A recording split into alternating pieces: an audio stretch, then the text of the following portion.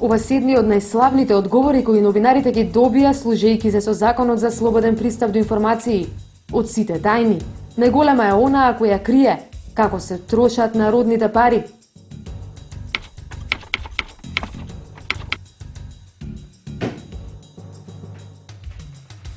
Потврда за ова стигна и годинава. Глобалното истражување Индекс на буџетската транспарентност земјава смести во друштво на оние кои не сакаат да споделуваат информации за буџетот со јавноста.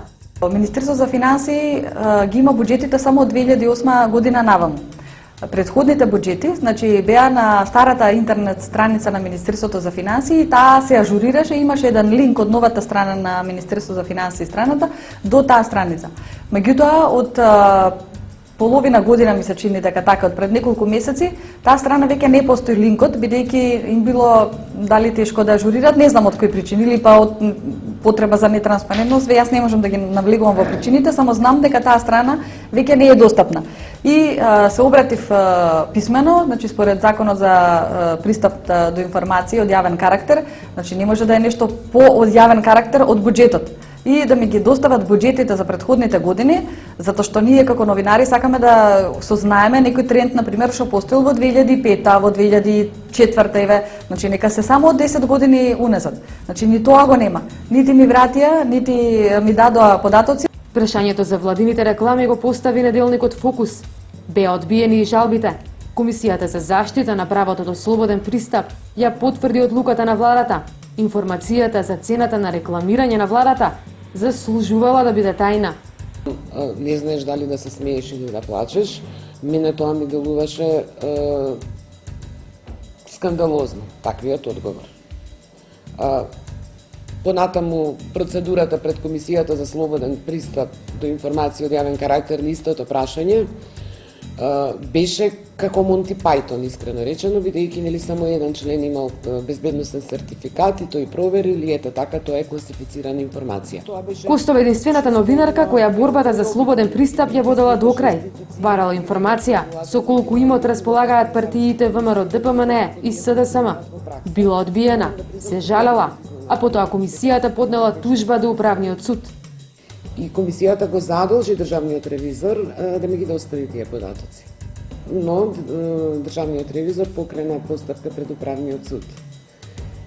И после месеци и месеци, мислам дека цела година помина, управниот суд пресече, одлучи во полза на Фокус на моето барање и државниот ревизор дури тогаш ми ги достави листите со недвижностите со кои располагаат овие две партии, но помина најмалку 2 години од таа моја првична иницијатива, првично обраќање до ревизорот, до бараната информација на писмено.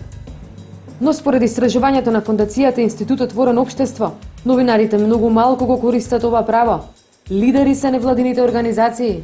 Transparency International по бројот на барања се споменува дури и во извештајот на комисијата од 2012 година. Некои од нивните барања потврдуваат дека освен парите, тајни може да бидат и вработувањата. Барањето по прашање на изборот на екс-претседателката и член на антикорупцијската комисија Љубинка Коравоска е една од тие тајни. Какви документи му доставила на собранието за својот избор? Законот вели дипломирани економисти и правници може да бидат членови на Државната комисија за спречување на корупција. Побаравме од собранието кој што ја води постапката за избор, затоа што и собранието како такво мора да има своја одговорност.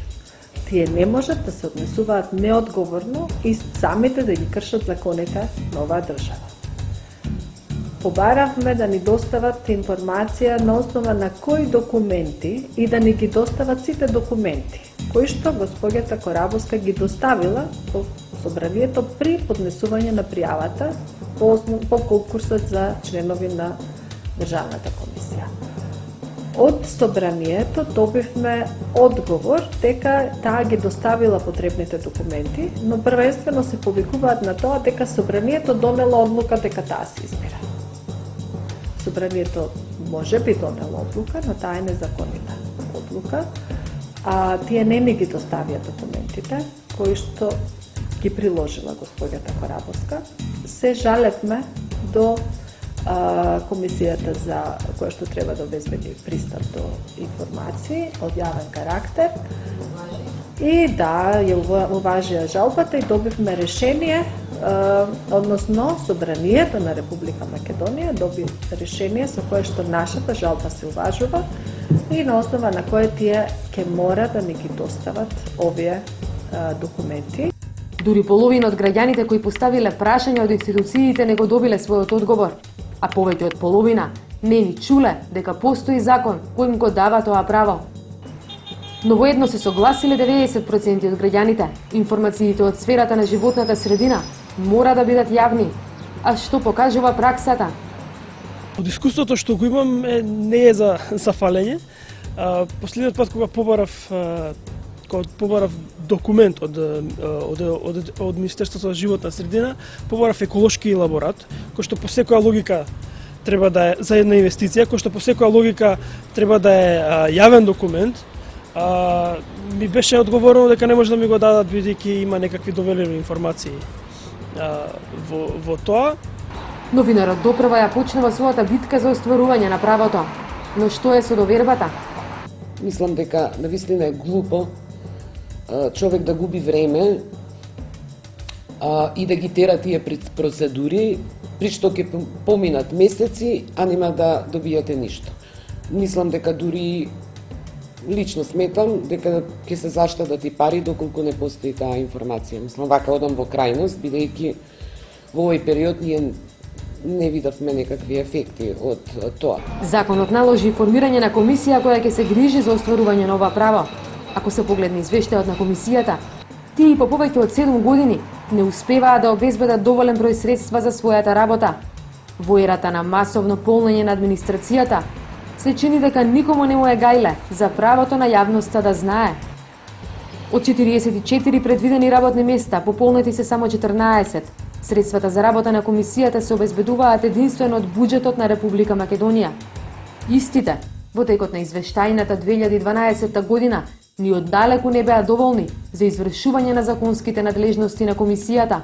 Од друга страна, комисијата во 2012-та беше соочена со тројно зголемен обем на работа и со целосно застарена техничка опрема, која патем речено е принудена се уште да ја користи. Ова го забележала комисијата во годишниот извештај за минатата година. Работата отишла дотаму што немале доволно средства ниту да си ги платат сметките, па биле принудени да ги преполуват просториите во кои работат.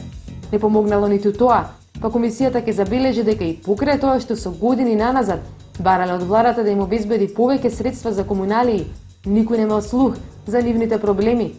А одговорот на владата на нивниот извештај доставен до Собранието само потврдува дека пари нема да има.